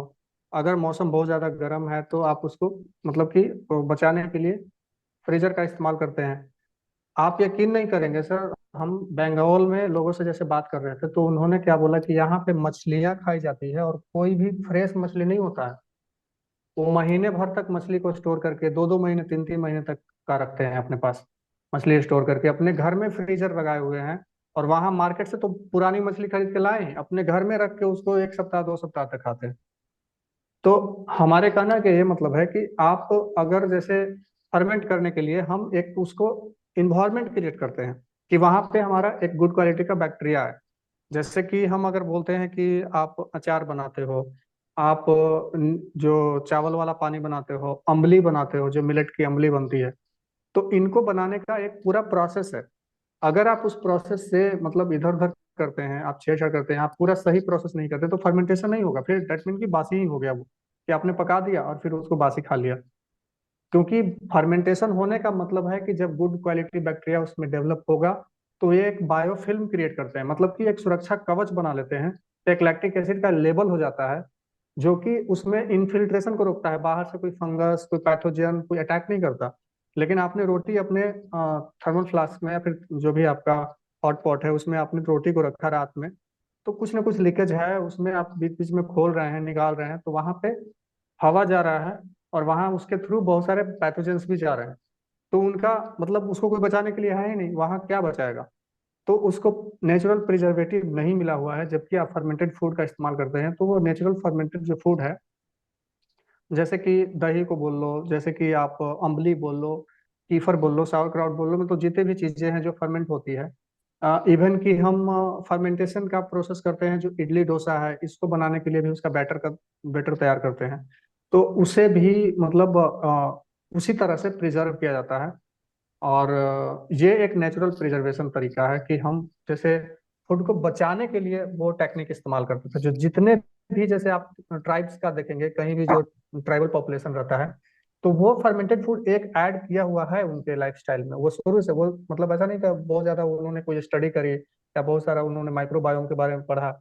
हम उनके बारे में स्टडी किए हैं कि ये कैसे स्वस्थ रहते हैं, और उनका अपना नेचुरल ज्ञान है कि कैसे हमको चीजों को ज्यादा दिन तक, जैसे अब वो लोग जो हंटर गैदरर जो रहते थे तो क्या करते थे कि मार के खाना या फिर कहीं से कोई खाना ले आया, तो अब उसको ज्यादा दिन तक खींचना है, हो सकता है नेक्स्ट कुछ दिन खाना नहीं मिले, तो उनको बचाने के लिए उन्होंने फर्मेंटेशन का तरीका सीखा कि अब इसको हम ऐसे रखेंगे तो इसमें बैक्टीरिया आएगा और वही इसको लंबा दिन तक बचा के रखेगा, वो खाने लायक नहीं होगा, हमारे लिए भी हेल्पफुल होगा और हमारे सेहत के लिए काफी अच्छा होगा। तो जो फर्मेंटेशन की प्रोसेस आप बता रहे हैं विक्रम सर, ये चीजें तो ऑल ओवर इंडिया में हर जगह पे अलग अलग सीक्वेंस के हिसाब से चलता है। हम जो ईस्ट रीजन में रहते हैं, ईस्ट रीजन में हमारे यहाँ गर्मियों में सत्तू का एक ड्रिंक बनता है, जो कि देखा जाए तो एक फर्मेंटेड फूड के थ्रू ही है, लेकिन ये बहुत बेस्ट क्वालिटी प्रोटीन डाइट है।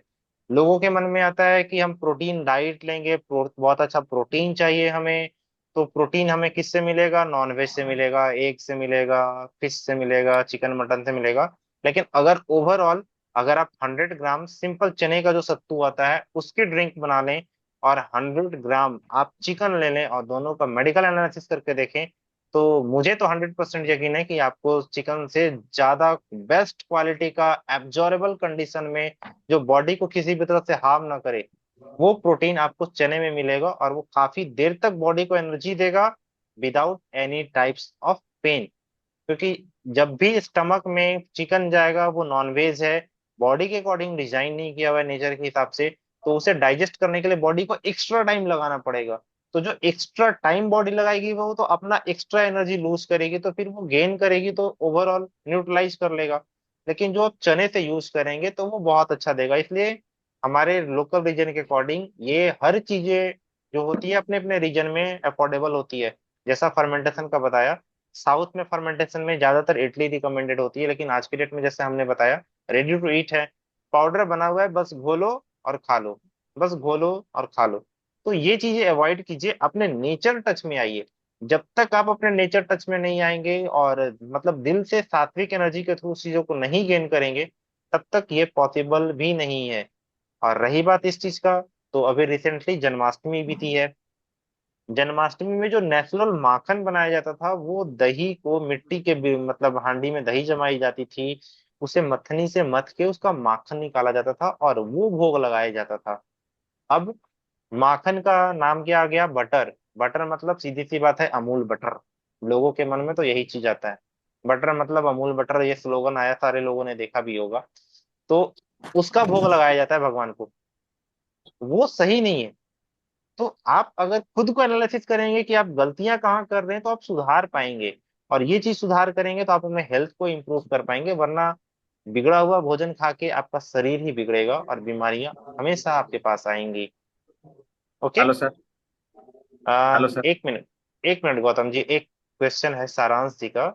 सारांश जी आप अनम्यूट कीजिए खुद को। जी सर, मैं नीरू अग्रवाल। या हाँ नीरू जी बताइए। सर, अभी जो आप आंवला की बात कर रहे थे कि आंवला बहुत अच्छा होता है किसी भी फॉर्म में लिया जाए तो, लेकिन हम्म। मैंने जब उसको ट्राई किया, या हम्म। तो आंवले का जूस बना के सिर्फ पानी के साथ, या हम्म। फिर उसको जो आप अल्कलाइन वाटर बोलते हैं जिसमें हम पुदीना, धनिया, नींबू, अदरक और गाजर वाजर सब करके फर्मेंट करके पीते हैं। तो जब भी मैंने वो ट्राई किया, हर बार मेरा एसिडिटी लेवल इतना बढ़ गया कि मेरे गले में जलन हो रही है, मुझे बहुत ज्यादा अंदर से खट्टा खट्टा फील होता है, और या जैसे गले में इवन चोकिंग भी होती है। सर, मुझे ऐसा ओके। क्यों होता है जबकि आंवले को इतना अच्छा बोला गया है? तो क्या ऐसी क्या रीजन है कि वो हर किसी को सूट नहीं होता? जी आपका सवाल में ही आपका आंसर है गुरु जी। एंड एवरीथिंग हर किसी के लिए, हर बॉडी के कंडीशन के अकॉर्डिंग सूट नहीं करती। तो कुछ चीजें होती है जो शायद किसी किसी के लिए एक्सेप्शनल फॉर्म पे होता है। तो ये चीजें आपके लिए एक्सेप्शनल फॉर्म पे है कि आपको आंवला सूट नहीं कर पाता है। बात बाकी विक्रम सर एक्सप्लेन करेंगे आपको। जी, डेफिनेटली सर। कई बार ऐसा होता है, संजोग होता है, हमारी बॉडी की ऐसी बनावट हो जाती है। बहुत सारे लोगों को आप देखेंगे कि बैंगन खाए, बैंगन उनको बहुत ज़्यादा एलर्जी कर गया। बहुत सारे लोग खाए कि नींबू लिया, उनको एलर्जी कर गया। तो उसी तरह से सेम है कि जैसे अगर आपको एसिड बन रहा है, अगर आप आंवला चबा के खा लेते हैं, थोड़ा सा सेंधा नमक के साथ चबा के खा लो, अगर ऐसे नहीं खाया जा रहा है तो आपकी एसिड लेवल तुरंत रिड्यूस होती है। उसमें जो डकारे आ रही है, इंडाइजेशन हो गया, उसमें काफी अच्छा काम करता है। लेकिन अगर आपको उसके विपरीत काम कर रहा है, कि मतलब कि आपके बॉडी में कुछ ऐसे एलर्जेंस हैं, कुछ ऐसे फैक्टर्स हैं जो उनसे रिएक्ट कर रहे हैं, और फिर आपकी बॉडी में वो एसिड का लेवल बढ़ रहा है, तो अगर आपको ट्रिगर लग रहा है, कोई जरूरी नहीं है कि बहुत अच्छा चीज है, हो सकता है कि मेरे लिए वो सुटेबल नहीं है, तो फिर डेफिनेटली वो हमारा अपना जो कहें कि सेल्फ इंटेलिजेंस है, कि उसको पकड़ पा रहे हैं। ये कोई बता नहीं सकता है। अब मान लो डॉक्टर बता दिया कि भाई आंवला खाओ, आपको तो बहुत फायदा होगा, आप खा रहे हैं, आपको वो नुकसान कर रहा है, और आप खाए जा रहे हैं कि उन्होंने बोला है कि अच्छा होगा। तो ये खुद से एनालाइज करना है कि हमारे लिए अगर वो सुटेबल नहीं है, तो हम देखेंगे, कोई जरूरी भी नहीं है कि आज आपको सुटेबल नहीं है तो कल भी सुटेबल नहीं रहेगा, ऐसा भी नहीं है। हो सकता है कि आपकी बॉडी का चीजें वो चेंज हो जाए और फिर आपको वो चीजें सूट करने लग जाए। तो ये भी होता है सर। बिल्कुल। आई होप नीरज जी आपके सवाल का ये आंसर मिल गया होगा। तो जी हम ओके आते हैं। सर। एक और ओके। क्वेश्चन मुझे पूछना था। अभी आप जो आप पूछिए। बोल रहे थे कि पहले टाइम में मथनी से बटर निकालते थे हम्म। और अभी लोग अमूल बटर का यूज करते हैं, लेकिन जैसे हम लोग अभी भी घर में मक्खन तो निकालते हैं, लेकिन वो जो ब्लेंडर होता है उसकी हेल्प से निकालते हैं, जो बिजली का एक होता है ना, ब्लेंड बिल्कुल। करके निकालते हैं। तो क्या वो गलत होता है सर? आ, इसे अगर देखा जाए ना तो इसमें एक बहुत बड़ी साइंस छिपी हुई है। बहुत बड़ी साइंस है। क्योंकि आप जो दही बना रहे होते हैं ना, तो मैं 2 मिनट में आपको थोड़ा डीपली एक्सप्लेन करूं, क्योंकि इन चीजों के बारे में लोगों को अभी भी बहुत कंफ्यूजन हो रखी है।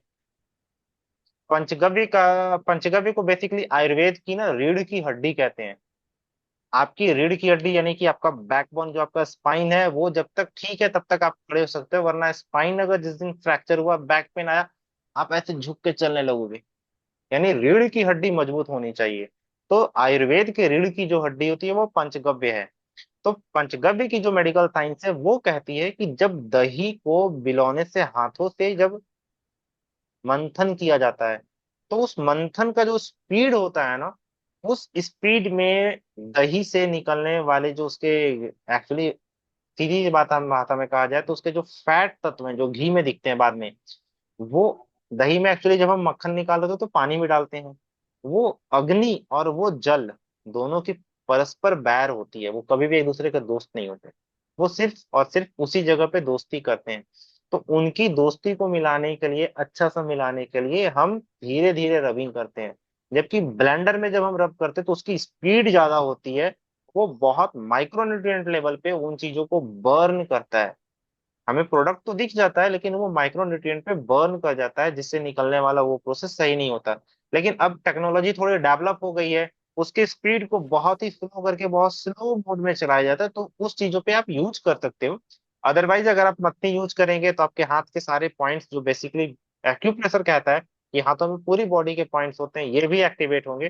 तो ये कहीं ना कहीं उस जमाने में बहुत एडवांस टेक्निक थी कि लोग हाथों से मसल मतलब मंथन करके निकालते थे।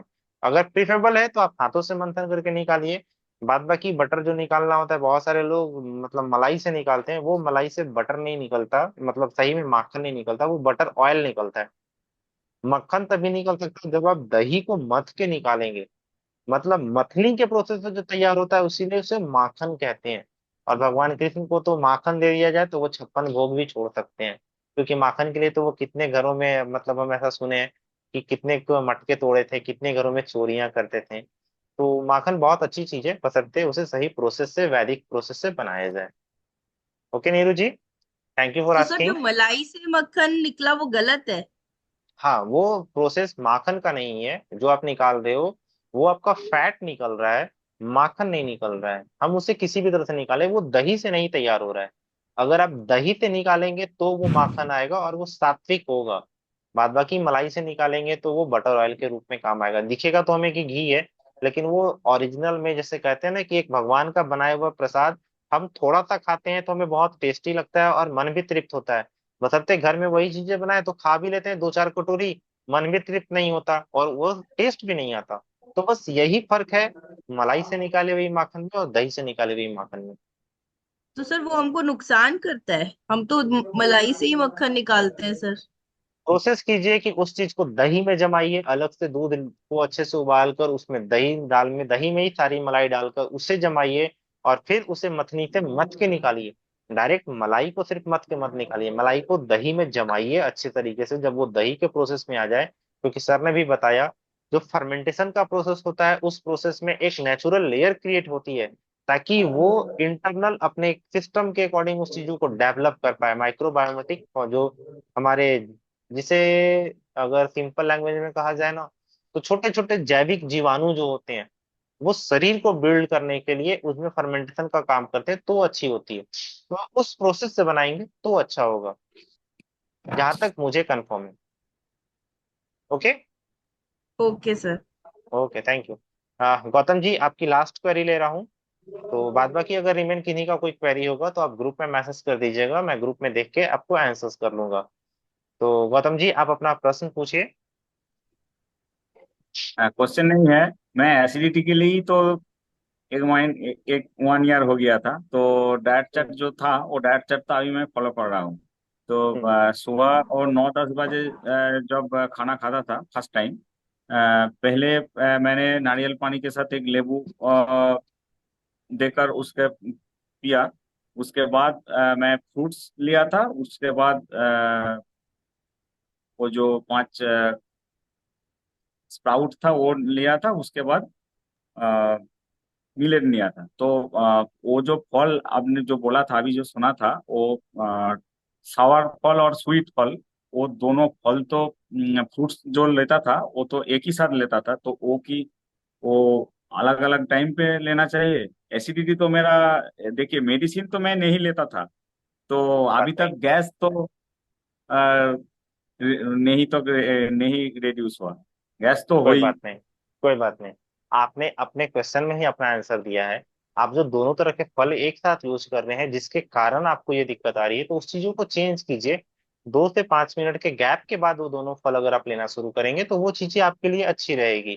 तो आप ये चीजें चेंज कीजिए ना, क्योंकि जब भी बॉडी में न्यूरोथेरेपी यही कहती है, एसिड और एल्कलाइन का जब भी डिसबैलेंस होगा तब आपको रोग आएंगे। एसिड और एल्कलाइन को अगर आप बैलेंस कर लेंगे तो आपकी बॉडी में रोग नहीं आएंगे। तो ये न्यूरोथेरेपी का बेसिक कॉन्सेप्ट है। तो आप उन चीजों को फॉलो करेंगे तो बिल्कुल ठीक रहेंगे। Okay. First time sir, first time sir sweet फल लूंगा कि सावर? या फर्स्ट टाइम विक्रम सर ने भी सजेस्ट किया, फर्स्ट टाइम अगर हम फल ले रहे हैं तो हमें स्वीट फल लेने चाहिए। ताकि स्वीट फल की जो ग्लाइकोज जो ग्लूकोज होता है, एक्चुअली उसमें स्वीट फल जो नेचुरल तैयार होती है, प्रकृति उसमें ग्लूकोज नहीं उसमें फ्रक्टोज देती है। और फ्रक्टोज बॉडी में बहुत इजिली डाइजेस्ट हो जाता है। एक्चुअली ग्लूकोज और फ्रक्टोज दोनों अलग अलग चीजें हैं, उनका मेडिकल प्रॉपर्टी कहा जाए ना ब्लूप्रिंट लगभग एक जैसा होता है। इसलिए फ्रक्टोज को भी ग्लूकोज के रूप में डिटेक्ट किया जाता है, बट लेकिन नेचुरल जो चीजें तैयार होती है उसमें फ्रक्टोज होता है। तो नेचुरल चीजें आप बिल्कुल ले सकते हैं, उसमें कोई दिक्कत नहीं है। ओके। सर, पहला सर मीठा फल, सर देन फिर खट्टा फल। सर फर्स्ट टाइम मैं जो कोकोनट वाटर के साथ लेबू पीता था, उसके बाद 5 मिनट गैप पे वो स्वीट फल लेना ठीक है, नहीं यही? नहीं नहीं नहीं, आप कोकोनट वाटर के बाद अगर लेना चाहते हैं तो आप पहले अपने कोकोनट वाटर ले लिया, तो कम से कम 30 मिनट्स का गैप दीजिए ताकि वो वाटर बॉडी से बाहर जाए। स्टमक में वो पानी जब भी जाएगा तो नारियल का जो पानी है वो पेट की एसिडिटी को डाइल्यूट कर देगा। पेट की एसिडिटी जब डाइल्यूट हो जाएगी तो वो फूड को प्रॉपर डाइजेस्ट नहीं कर पाएगी। इसलिए आपको खाने को पचाने के लिए मैंने पहले भी सेशन में बताया है, आप चाहो तो यूट्यूब चैनल पे हमारा देख भी सकते हो। बैकएंड में सारे प्लेलिस्ट में सारी वीडियो डाली हुई है। उसमें मैंने ये चीज एक्सप्लेन की है कि जब भी स्टमक की एसिड अगर प्रॉपर होगी तभी वो फूड को डाइजेस्ट करेगा, अदरवाइज वो फूड डाइजेस्ट नहीं होगा। यूडीएफ के रूप में जब भी स्टूल से बाहर आएगा तो आपको बीमारियां ही देगा। इसलिए नारियल पानी पीते हैं तो कम से कम नारियल पानी पीने के आधे घंटे बाद आप फल खाएंगे तो जाए ज्यादा प्रेफरेबल होगा। ओके। ओके। नारियल पानी के साथ लेमन ऐड कर रहा हूँ, कोई प्रॉब्लम नहीं ना विक्रम एसिडिटी के सर, लिए? नारियल पानी के साथ लेमन ऐड किया जा सकता है। जी जी, डेफिनेटली ऐड कर सकते हैं। अगर आपको लगता है कि कोई उससे एसिड वगैरह क्रिएट हो रहा है आपको, तो आप उसको हटा के देख सकते हैं। ऐसे हम जब वहाँ पे थे तो डॉक्टर पांडे जब भी उनका एक ड्रिंक जाता था तो उसमें नारियल पानी में नींबू ऐड होता है। हाँ, तो यही यही वो बोला। एक अच्छा फ्लेवर मिलता है, लेकिन कोई जरूरी नहीं है कि आपको वो चीज़ें नुकसान करे और फायदा करे। वो अपने इंडिविजुअल लेवल पे देख लेना कि अगर हमको गैस्ट्रिक की समस्या है और अगर वो लेने के बाद भी अगर वो और हो सकता है ट्रिगर हो रहा है, तो आप एक बार ही हटा के देख लेना उसको। और फिर आप चेक करना कि मतलब आपका कैसा रह रहा है, फिर आप डिसाइड करना कि मुझे मिलाना है हाँ कि सर, नहीं मिलाना है। सर बोला था कि नारकेल नारकेल पानी खाने के साथ ही पीना, आधा घंटा 1 घंटा बाद में पीना, तो वो 2 बार खाना हो जाएगा?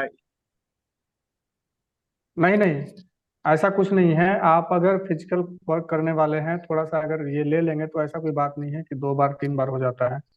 आप उसको ले सकते हैं। आप एक नेचुरल मतलब कि जनरल एक आदमी है और कोई आपको उस तरह की कोई नहीं डिजीज सर, नहीं है, वो मेरे को उनके लिए प्रिवेंट किया गया था। आप पूरी तरह सुन लीजिए। जो जैसे कि कैंसरस पेशेंट होते थे, जिनके बॉडी में कोई कैंसर डेवलप हो गया है, सिस्ट हो गया है, ट्यूमर बन रहा है, फोर्थ स्टेज के कैंसर है, तो ऐसे पेशेंट को हम लोग ज्यादातर ऐसे अवॉइड करवाते थे कि कई कई बार नहीं खाना लेना है। बाकी एक सिंपल आदमी है तो उनको अगर थोड़ा सा कोई ड्रिंक्स वगैरह लेना है तो उसमें कोई दिक्कत नहीं। तो थैंक यू। आपके क्वेश्चन का answer I hope Vikram sir ने दे दिया होगा। ह्यूमन, अगर आपके कोई प्रश्न बच जाते हैं तो फिर आप ग्रुप में मैसेज कर दीजिए, ताकि हम आपके प्रश्न का आंसर ग्रुप में कर पाए। तो thank you everyone for joining. I hope आपको आज का सेशन बहुत अच्छा लगा हो। आप अपना फीडबैक ग्रुप में जरूर शेयर कीजिएगा कि आपको आज का सेशन कैसा लगा। Thank you Vikram sir, thank you everyone for joining. Thank you all, thank you have a good sir. Night.